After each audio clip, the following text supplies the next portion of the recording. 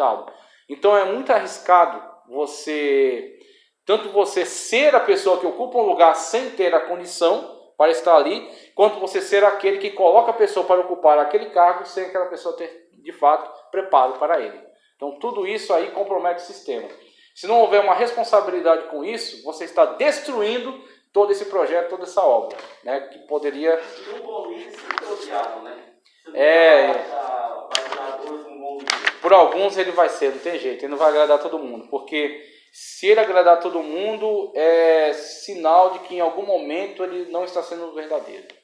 Então, para ele ser verdadeiro, ele vai ter que corrigir aqueles que estão numa ação errada, aqueles que não têm responsabilidade, aqueles que não estão comprometidos, ele vai ter que corrigir. Então ele não vai ser amado por elas, ele vai ser criticado, não vai gostar.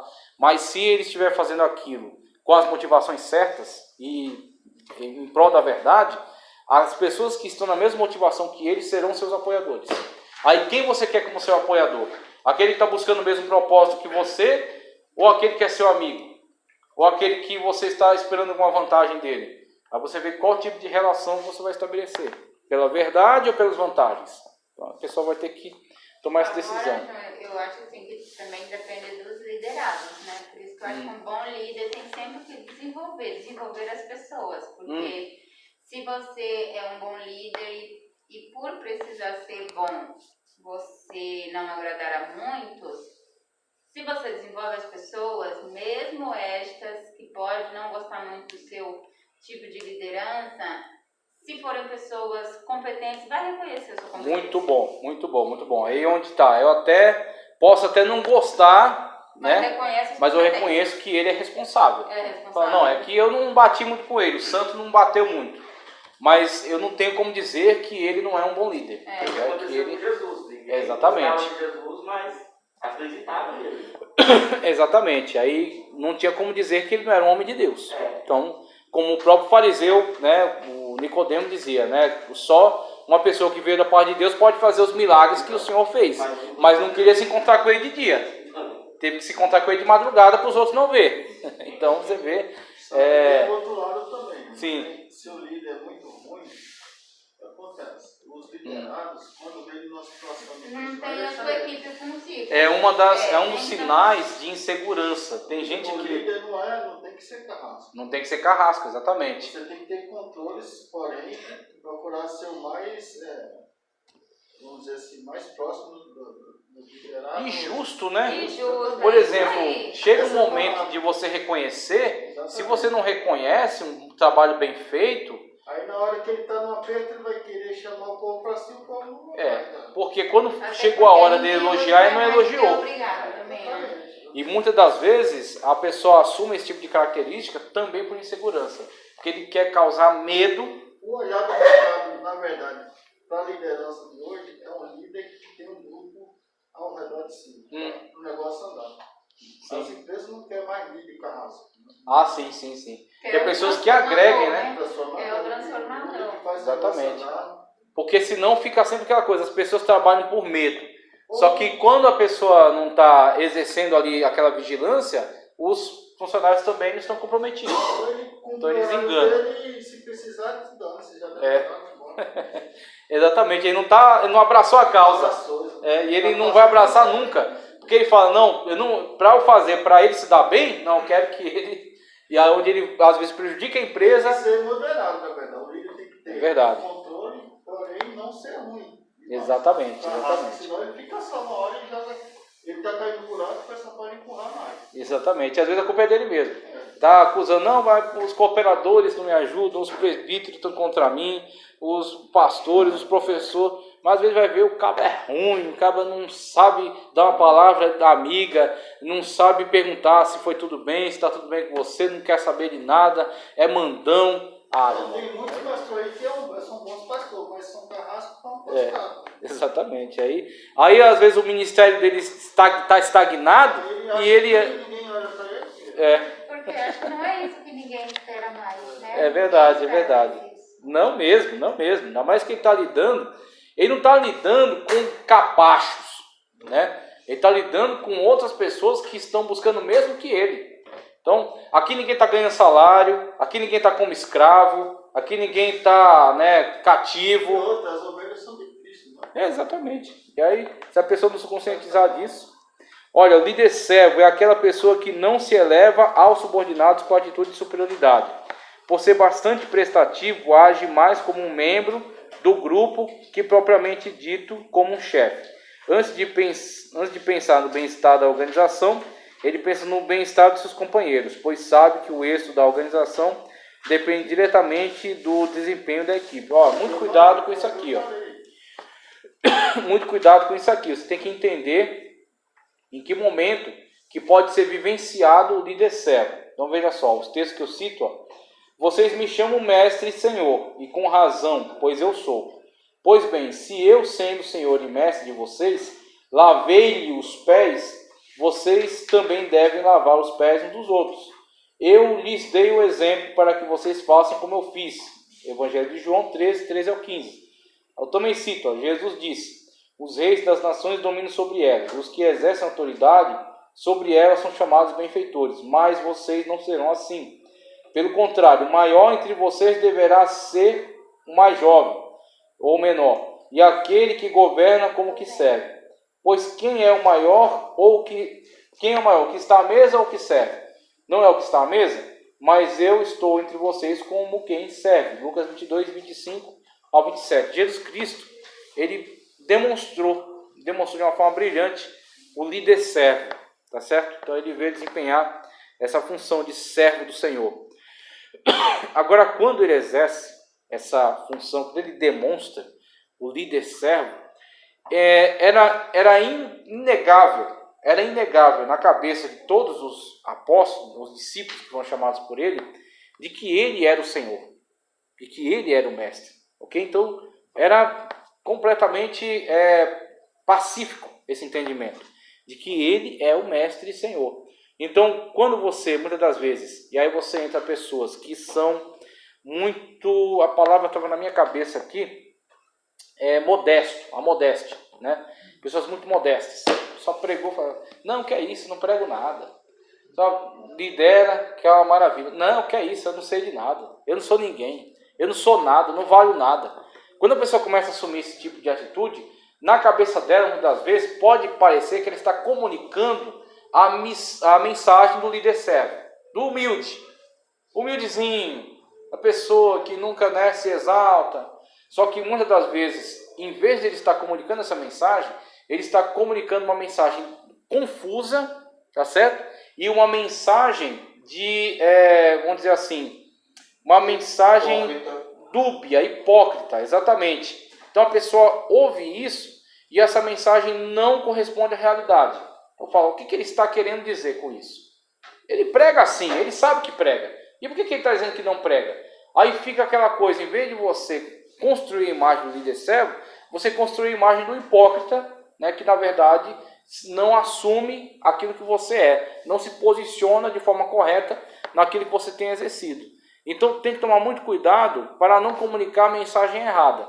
O líder servo que Jesus demonstrou é aquele que não se deixa levar pela arrogância de achar que é melhor que os outros e que está num pedestal e que está acima dos outros. Então um líder, por exemplo, alguém de vocês já teve um exemplo desse, já passou por uma situação dessa, onde um líder ele faz o que precisa ser feito. Se for preciso, ele lava o banheiro. Se for preciso, ele recepciona na porta. Qual o problema? Aí ele está demonstrando que ele não é um alienígena que não pode encostar no chão. Ele é uma pessoa que está ali pelo bem da obra de Deus. Qual é o objetivo dele? O bem máximo da obra de Deus.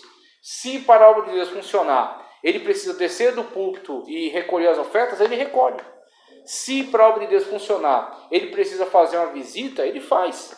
Então, ele não tem essa frescura de dizer, não, eu não posso fazer isso porque eu sou pastor, porque eu tenho uma formação alta, porque eu tenho muito dinheiro, porque eu tenho muita inteligência. Não, ele está ali como um servo dentre servos. Então, um servo servindo como pastor, outro servo servindo como diácono, outro servo servindo como presidente da CGADB, e por aí vai. Mas todos servos. E só um Senhor, só um mestre que é Cristo. E aí quando você, primeiro, você entende isso e você acredita nisso. e depois quando você vive, está demonstrado o líder servo. Está demonstrado o líder que de fato ele está aí para fazer funcionar. Ele está aí para de fato trazer aquilo que a igreja precisa. Então se a igreja precisa, ele está ali para cobrir a brecha. Ok? Agora, isso tem que ser vivenciado com todo cuidado, porque senão a mensagem comunicada é uma mensagem dúbia. É uma mensagem mais de hipócrita do que de líder servo, né? De líder humilde. Agora veja, liderança, um dom ou algo que precisa ser aprendido? Essa pergunta é uma das... esta é uma pergunta que as pessoas sempre fazem em palestras sobre liderança. Alguns autores defendem que a habilidade para dirigir, comandar e liderar é um dom inato, mas outros pensam que essas habilidades podem ser aprendidas por meio da instrução e da experiência. De qualquer forma, sendo aprendidas ou inatas, elas precisam ser exercidas e treinadas a fim de serem aperfeiçoadas. E aí você tem esse grande questionamento. É inato? O que é inato? Que nasce naturalmente com a pessoa, que está dentro dela. É inato ou é aprendido? É os dois. É os dois. Exatamente. E não que necessariamente, eu acho que para algumas coisas não adianta nem tentar, a pessoa não vai desenvolver. Sim. Aí o que acontece? Onde que é inato? Quando as pessoas têm alguns traços de personalidade que favorecem. Então, por exemplo, você tem alguns traços de personalidade que naturalmente te ajudam, te favorecem no exercício da liderança. Como tem ali aquele quadro ali. Ele apresenta ali, em linhas gerais, claro que a psicologia moderna não vai concordar muito bem com essas características, mas em linhas gerais é a melhor definição sobre as características de personalidade. Você tem o sanguíneo, você tem o colérico, o melancólico e o fleumático. Então, você tem esses 4 traços de personalidade muito mais gerais, né? No sanguíneo, você tem a pessoa que é comunicativa, destacada, entusiasta, afável, simpático, bom companheiro, compreensivo e crédulo. É um sanguíneo. No colérico, você tem alguém que é enérgico, resoluto, independente, otimista, prático, eficiente, decidido, líder. Ele coloca já como líder diretamente. E audacioso. No melancólico, você tem alguém habilidoso, minucioso, sensível, perfeccionista, esteta, no caso, deve ser alguém que gosta muito de estética, né? Idealista, leal e dedicado. No fleumático, você tem características positivas que eu estou lendo apenas. Veja só. Calmo, tranquilo, cumpridor, eficiente, conservador, prático, líder, também coloca, né, como líder, agora um outro tipo de liderança, diplomata e bem-humorado. Então, com esses traços gerais de personalidade, alguns deles vão ser favoráveis. Então, por exemplo, um colérico ou um fleumático, no colérico você tem um líder, como ele coloca ali também, mais audacioso. O líder que tem mais coragem, ousadia, de inovar, de arriscar, tá certo? De colocar um projeto audacioso, um projeto ganancioso, né, para conseguir grandes conquistas. Um líder colérico, uma pessoa que tem esse traço de personalidade. Num fleumático, você tem uma pessoa que talvez não seja tão corajosa e audaciosa, mas uma pessoa que é mais diplomática, que sabe negociar com as situações, sabe apaziguar, sabe tirar as diferenças, né? Sabe fazer o grupo trabalhar de forma coesa, né? Em conjunto. Então, esses traços de personalidade são inatos e favorecem. Agora, só por si, eles não qualificam uma pessoa para ser um líder. Eles não são o total da qualificação. Eles são apenas uma vocação. Por exemplo, você pega uma vocação. A pessoa tem vocação para a área médica, que é uma vocação. Ele não tem nojo, tá certo? Das questões biológicas, não tem medo de ver sangue, né? Se importa com as pessoas, né? Tem empatia, quer de fato ajudá-las. Ele tem uma vocação. Só que ele tem uma vocação não significa que amanhã você vai dar um bisturi na mão dele e mandar ele fazer uma cirurgia. Ele tem a vocação, mas o que ele vai fazer com essa vocação? A vocação é o primeiro impulso. É uma chama que está dentro dele, que vai impulsioná-lo a uma ação. O que ele precisa? Passar por toda uma preparação, todo um preparo, uma faculdade. Então, bom ele tem a vocação, ele já tem o primeiro impulso, tem um desejo por isso. Agora, para ele poder chegar a de fato exercer aquilo que a sua vocação o direciona, existe o preparo, existe todo o preparo. Então, o que tem a vocação precisa de preparo e vai ser um excelente líder. O que não tem vocação por isso, pode, por necessidade, também ser um líder, também exercer uma liderança. Talvez ele não vai chegar ao mesmo nível de qualificação, ao mesmo nível de sucesso do que aqueles que têm uma vocação inata. Mas ele pode atender muitas das vezes uma necessidade.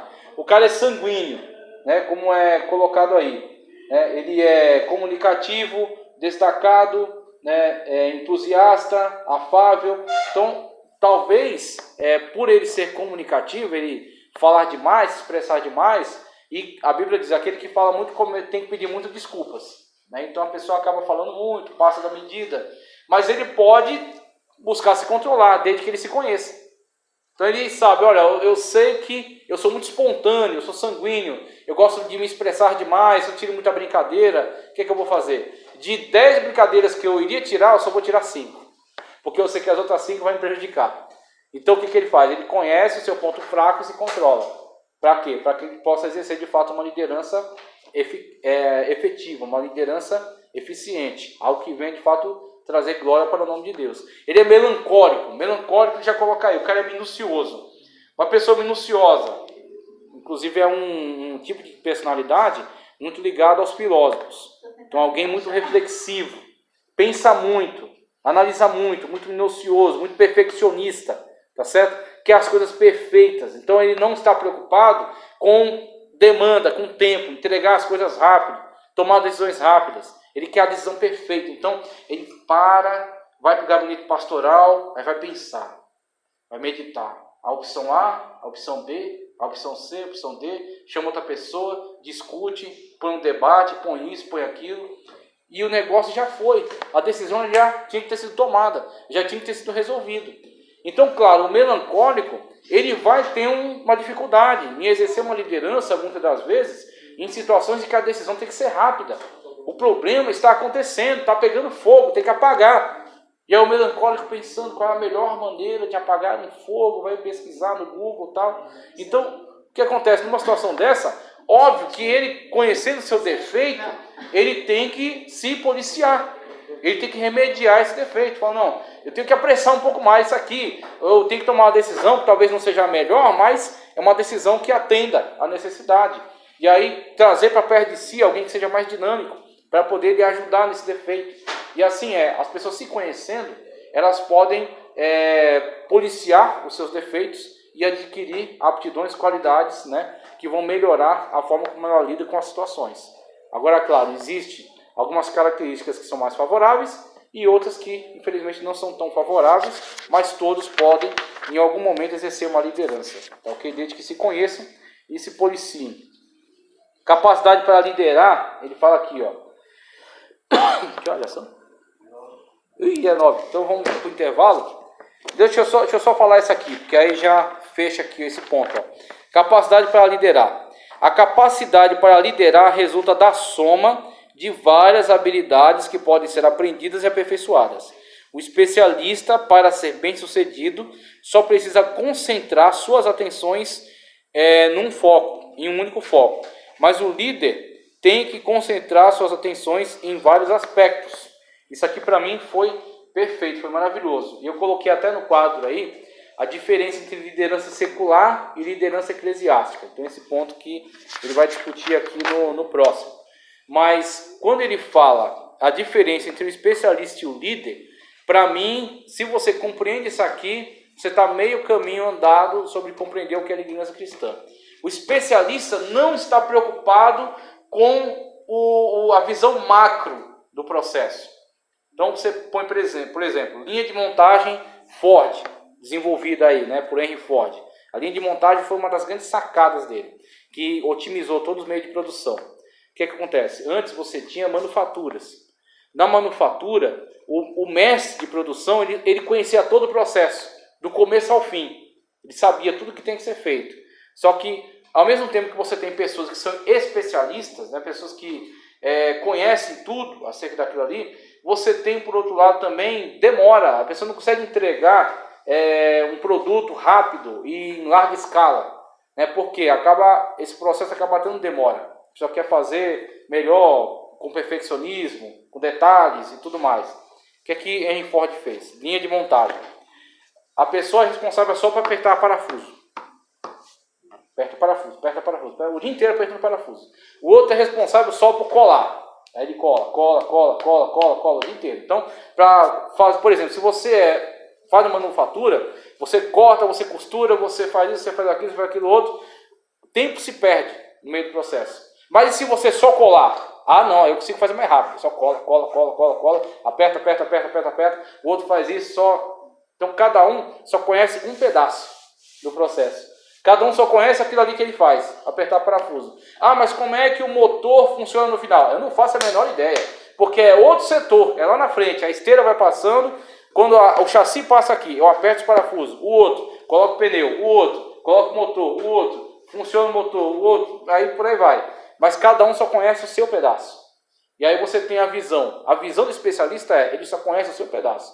Ele é especialista em dar aula em escola dominical. Eu só sei de escola dominical, meu irmão. Então eu só conheço aqui, ó. Eu sei o que é preparar uma aula, começa com uma oração, canta 2 hinos, falam aqui uma gracinha para o pessoal dar uma risada, depois parte para a aula, depois argumenta, depois encerra, dá um resumo, passa ali, faz a pergunta e tchau, vamos para casa. Ah, mas e uma Santa Ceia? Ah, eu não sei. Ah, mas não sei. Mas como com o relatório? Não faço ideia. Então veja, ele é especialista, ele só sabe daquilo ali. Mas o líder, ele não pode ficar focado só numa área. O líder não pode se fechar somente num aspecto do processo. Ele tem que conhecer todo, ele tem que ter uma visão macro. Então ele sabe que é importante a escola dominical, mas também é importante a de oração. É importante a de oração, mas também é importante os cursos de terça-feira. É importante ter, mas tem que ver também como é que está a tesouraria. Então o líder tem que ter visão macro. Essa visão para saber qual pessoa ele vai achar. Isso, exatamente. Por quê? Enquanto o professor está preocupado só com a aula, dando aula, o líder está passeando. Ó. Ele vê aqui como é que está a aula dele. Ah, tá bom, vou para o outro lado então. Aí ele vai lá na outra sala. Aí ele passa lá na tesouraria, sem avisar. Entra lá. Ô irmão, como é que está o negócio aí? Ah, assim, tá tudo aqui, o dinheiro na mesa, está contando. Ah, como é que está o relatório? Deixa eu ver. Tá. Aí vai para como é que está a assistência social? Tem cesta básica? Não tem? O que é isso aqui? Então ele está olhando todo o processo. Como é que a coisa está se desenvolvendo? Ele é líder. Nós já vimos testemunho de pessoas que eram diácono quando é consagrado ao presbitério e acabam. É que eu não conheço o nome do irmão, mas na nossa sede, meu pai falou desse irmão, que os pastores queriam levar ele para o presbitério, parece que ainda levaram, ele passou um tempo, só que depois ele falou, pastor, esse negócio não é para mim. Ficar aqui... O pastor tem que ter essa visão, conhecer os seus liderados. Não, eu quero ir lá para baixo, porque minha vida é administrar essa situação. Você vai conhecer as pessoas. Exatamente. Ele recebe as pessoas muito bem, pega as crianças lá, leva para a avó para junto da mãe, e precisa de uma coisa, ele sabe onde está, ele sabe resolver tudo aquilo ali, ele é dinâmico, ele não pode ficar parado ali, olhando o que está acontecendo. Agora, se a pessoa tem a vocação para o presbitério, ele está ali observando tudo. Se o pastor der algum problema, ele consegue assumir o culto dali e dar continuidade, encerrar e tudo. Ele está ligado ali nesse aspecto da coisa. Enquanto o outro tem uma pegada mais espiritual, ele está orando, ele está buscando a Deus. Daqui a pouco Deus pode levantar em profecia. E por aí vai. Mas o líder tem que ter toda a visão macro. Tem gente até que fica com ciúme. O pastor chega na igreja e tem um irmão que não é muito visto. Mas chega um pastor de televisão e vê que aquele irmão desenvolve muitas coisas. Isso mesmo. Mas aí está perto dele para ajudar. Então, infelizmente. Mas aí vai da falta de maturidade de algumas pessoas. E o pastor ele tem que ter de fato essa... Exatamente. Ele sabe que a pessoa conhece como é que funciona ali. Ele precisa daquelas informações. Então ele vai trazer para perto dele, para aquela pessoa... O trabalho, na verdade. Exatamente. Não é questão de valorizar mais fulano, porque ele sabe que vai desenvolver, ajudar ele a desenvolver. Vai ser um atalho. Vai ser um atalho.